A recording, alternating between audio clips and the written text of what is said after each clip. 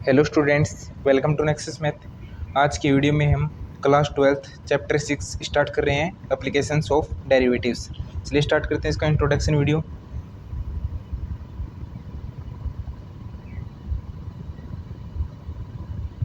सबसे पहले हम डिस्कस करेंगे rate of change of quantities.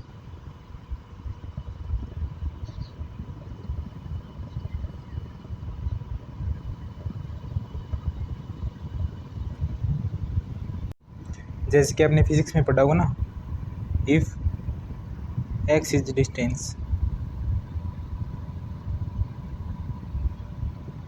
तो dx बाई dt क्या होगा?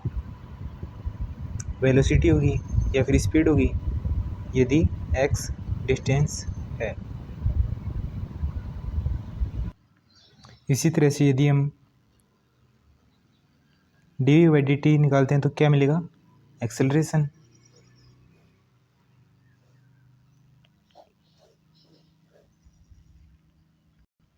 अब देखो, rate of change of quantities का मतलब क्या है? के साथ साथ कितना डिस्टेंस बढ़ रहा है, ऐसे ही टाइम के साथ साथ कितनी स्पीड बढ़ रही है या फिर कितनी वेलोसिटी बढ़ रही है। Rate of change of quantities को आप इस तरीके से समझ सकते हैं, जैसे कि टाइम के साथ साथ कितना चेंजमेंट हो रहा है या फिर किसी अदर क्वांटिटी के साथ साथ कितना चेंजमेंट हो रहा है। अब देखो, रेक्टेंगुलर ले लेते हैं। मान लो इसकी लेंथ ये x है, ये y है। अब देखो, हमें दिया हुआ है dx बाई dt हमें गिवन है, एंड dy अपॉन dt भी हमें गिवन है। मतलब कि टाइम के साथ साथ x कितना बढ़ रहा है, टाइम के साथ साथ y कितना बढ़ रहा है। इस रेक्टेंगुलर की साइज टाइम के साथ साथ चेंज हो रही है। अब देखो, हमें dx बाई dt पता है, dy अपॉन dt पता है, तो क्या हम ये पता कर सकते हैं कि y के सापेक्ष x कितना चेंज हो रहा है या फिर x के सापेक्ष y कितना चेंज हो रहा है? कैसे पता करेंगे? देखो, हम ये दोनों गिवन है, dx by dt divide by dy upon dt, ये कट जाएगा, क्या आएगा? dx अपॉन dt, मतलब कि dx अपॉन dy। इसका मतलब होता है y के साथ साथ x में कितना चेंज हो रहा है, या फिर हमें कोई पूछ ले कि x के साथ साथ y में कितना चेंज हो रहा है, कोई ये पूछ ले तो हम क्या करेंगे? dy अपॉन dt है, इसको डिवाइड कर देंगे dx अपॉन dt से, ये कट जाएगा, क्या आएगा? dy upon dx। इसका मतलब होता है x के साथ साथ y में कितना चेंज हो रहा है।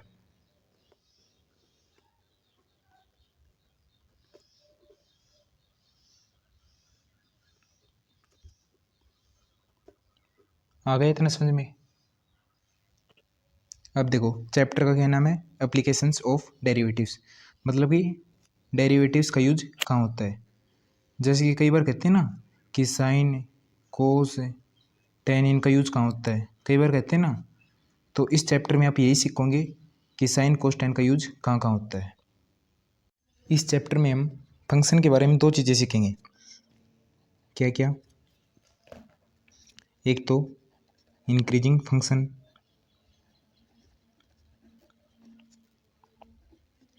एंड दूसरा डिक्रीजिंग फंक्शन।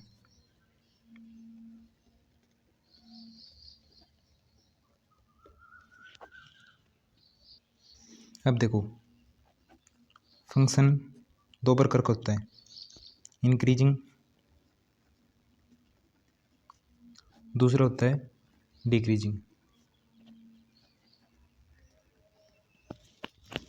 अब इंक्रीजिंग होता है, एक तो होता है स्ट्रिक्टली इंक्रीजिंग, डिक्रीजिंग होता है एक स्ट्रिक्टली डिक्रीजिंग। इतना आगे समझ में? फंक्शन दो प्रकार का होता है, increasing function, decreasing function. Increasing function में एक होता है strictly increasing function, decreasing function में होता है एक स्ट्रिक्टली डिक्रीजिंग फंक्शन। सबसे पहले हम देखेंगे इंक्रीजिंग फंक्शन का ग्राफ कैसा हो इसका ग्राफ। जैसे कि यहाँ से चला, फिर यहाँ पर ऐसे हो गया, फिर यहाँ पर चला, मतलब कि रेगुलर ग्राफ नहीं है। यहाँ पर न तो इंक्रीज हो रहा है न डिक्रीज हो रहा है, कंटिन्यूस चल रहा है। अब हम देखेंगे डिक्रीजिंग ग्राफ, फंक्शन का ग्राफ कैसा होता है। ये ऐसे होगा, जैसे कि यहाँ से डिक्रीज हुआ, फिर कंटिन्यूस हो गया, फिर दोबारा डिक्रीज हुआ। यहाँ पर न तो डिक्रीज हो रहा है न इंक्रीज हो रहा है। ये होता है डिक्रीजिंग फंक्शन का ग्राफ। अब हम देखेंगे स्ट्रिक्टली इंक्रीजिंग का ग्राफ कैसा होगा। कंटिन्यूस इंक्रीज हो रहा है, या फिर स्ट्रिक्टली इंक्रीजिंग का ग्राफ ऐसे भी हो सकता है। ये भी कंटिन्यूस इंक्रीज हो रहा है, ये भी स्ट्रिक्टली इंक्रीजिंग का ग्राफ है। अब हम देखते हैं स्ट्रिक्टली डिक्रीजिंग का ग्राफ कैसा होगा। ऐसे भी हो सकता है या फिर ऐसे भी हो सकता है। जैसे कि यहाँ से डिक्रीज होना स्टार्ट हुआ और कंटिन्यूस डिक्रीज हो रहा है। ये होता है स्ट्रिक्टली डिक्रीजिंग फंक्शन का ग्राफ। आ गया इतना समझ में। आगे हम देखेंगे नाइदर इंक्रीजिंग नोर डिक्रीजिंग फंक्शन ग्राफ। अब ये देखो यहाँ से स्टार्ट होता है, इनिशियल पॉइंट ये हो गया, फाइनल पॉइंट ये, जहाँ से स्टार्ट हुआ वहीं पर आ गया वापस। ये देखो टी समय के बाद वहीं पर आ गया, तो ये होता है नाइदर इंक्रीजिंग नोर डिक्रीजिंग ग्राफ। अब ये देखो यहाँ से स्टार्ट हुआ, इनिशियल पॉइंट, फाइनल पॉइंट यहीं पर आ गया। देखो न तो इंक्रीज हुआ न डिक्रीज हुआ, एक बार इंक्रीज फिर डिक्रीज, इंक्रीज डिक्रीज, फिर वहीं पर आ गया। इनिशियल पॉइंट और फाइनल पॉइंट बराबर आ गई, तो ये होते हैं नाइदर इंक्रीजिंग नोर डिक्रीजिंग। एक ये देख लेते हैं, इनिशियल पॉइंट ये रहा, फाइनल पॉइंट ये रहा। देखो टी समय के बाद वहीं पर आ गया, तो ये होता है नाइदर इंक्रीजिंग नोर डिक्रीजिंग ग्राफ। आगे हम डिस्कस करेंगे मैक्सिमा एंड मिनिमा के बारे में। फिर से ग्राफ बना लेते हैं।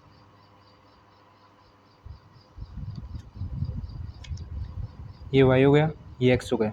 अब देखो मान लो ये ग्राफ ऐसी है, एक ग्राफ और बना लेते हैं। मान लो ये ग्राफ ऐसी है, यहाँ पर कोई p पॉइंट मान लेते हैं, इसके कोऑर्डिनेट हैं x, y, और यहाँ पर भी p पॉइंट मान लेते हैं, इसके कोऑर्डिनेट है x, y। अब देखो कैसे आएगा ये, जैसे कि हमारे पास कोई फंक्शन है y इक्वल टू, फंक्शन को f(x) भी लिख सकते हैं, कोई भी फंक्शन है, उस फंक्शन से हमें ये ग्राफ मिलता है। इसी प्रकार इधर भी कोई फंक्शन है, उस फंक्शन से हमें ये ग्राफ मिलता है। अब इसको कहते हैं मैक्सिमम, इसको कहते हैं मिनिमम। देखो यहाँ पर कोई पॉइंट मान लेते हैं ए, इसी प्रकार यहाँ पर कोई पॉइंट मान लेते हैं बी। अब देखो यहाँ पर लिखेंगे when x equal to या फिर ए इक्वल टू, ये हो गया 1, ये हो गया 2, या तो आप ऐसे लिख दो when a equal to 2 या फिर x equal to 2। Function y भी लिख सकते हैं फंक्शन को, यहाँ पर मान लो 5 है, 5, देन y क्या होगा 5। ये होता है मैक्सिमम पॉइंट और ये होता है मैक्सिमम वैल्यू। मतलब कि हमें इस पॉइंट पर ये मैक्सिमम है जब हमें मैक्सिमम वैल्यू 5 मिल रही है, इसी तरह से ये देखो, हमारे पास कोई फंक्शन है, जब हम उसका ग्राफ बनाएं तो हमें ये ग्राफ मिलता है।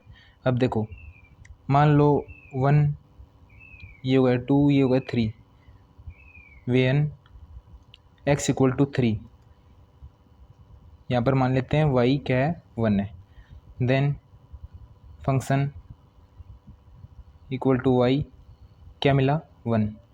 ये क्या होगा, ये होता है मिनिमम पॉइंट, और ये क्या होता है मिनिमम वैल्यू। आ गए समझ में? एक बार फिर से समझ लो। देखो, हमारे पास कोई फंक्शन है f(x), y भी लिख सकते हैं फंक्शन को, y इक्वल टू f(x), कोई भी फंक्शन है मान लो। जब हम उसका ग्राफ बनाते हैं ना, तो ऐसा ग्राफ प्राप्त होता है हमें। अब देखो, ये कोई पॉइंट है p x, y, ये मैक्सिमम पॉइंट हो गया इसका। यहाँ से ग्राफ इंक्रीज हो रहा है, इस पॉइंट के बाद डिक्रीजिंग हो रहा है, मतलब कि ये मैक्सिमम पॉइंट है। और इस तरह ये देखो, यहाँ से डिक्रीजिंग फिर इंक्रीजिंग हो गए, मतलब कि ये मिनिमम पॉइंट है।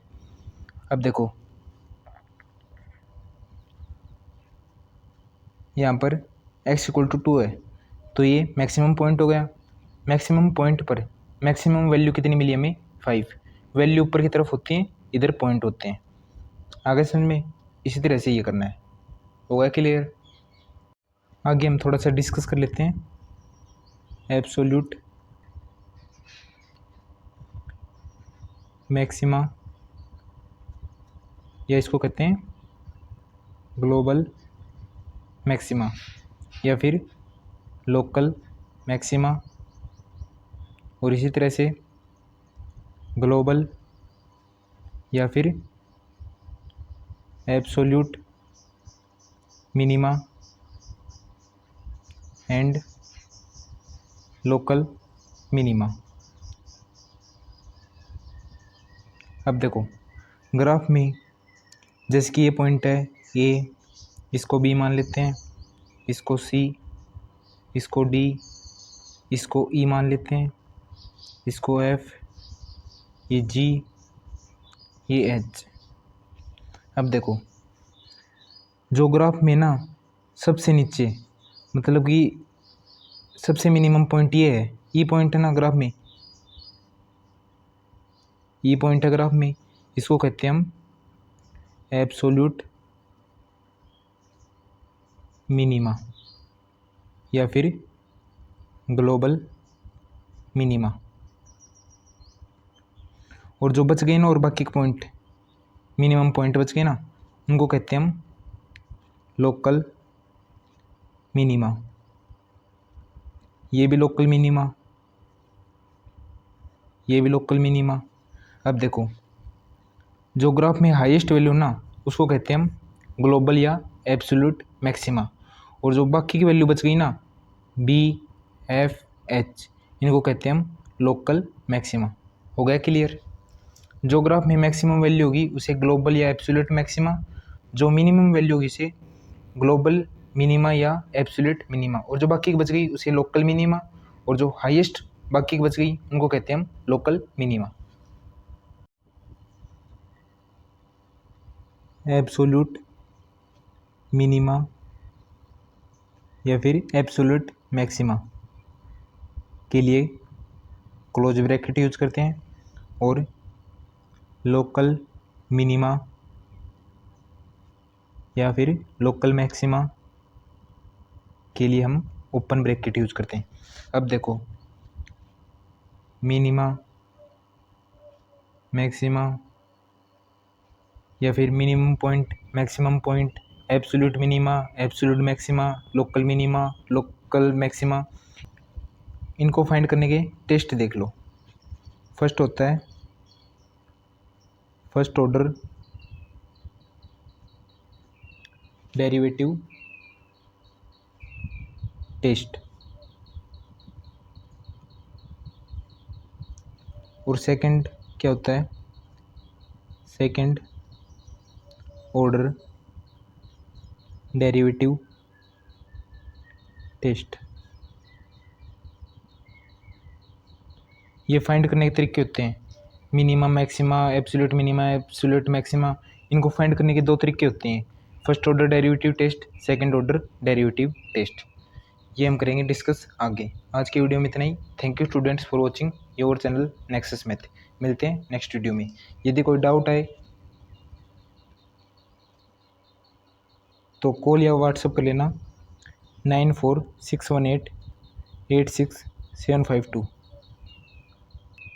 ये फ्री ऑफ कॉस्ट है, कोई चार्ज नहीं लगेगा इसका।